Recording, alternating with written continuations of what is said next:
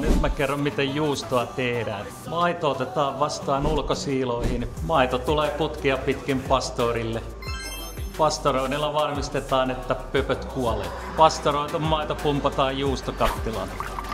Haitalliset on tuhottu, niin nyt lisätään hyötybakteerit, eli hapatteet. Unohtui esitellä, mä oon juustomestari, 29 vuotta ollut täällä Matti, moro. Ja muutaman työvaiheen jälkeen massa lasketaan omalla painolla laskualtaaseen. Useampi tonni tavaraa mahtuu kerralla. Nää on nää meijerin paljot. Attilassahan oli 11 000 litraa maitoa, niin sitten tähän altaaseen jää 1000 kiloa juustoa.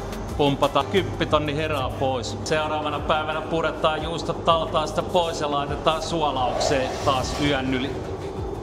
Tässä on 60 000 eurolla juustoa eli 3000 kiloa emmentaalia. Tää on meidän kulta. Keväällä tehdyt juustot on jouluna syötäviä.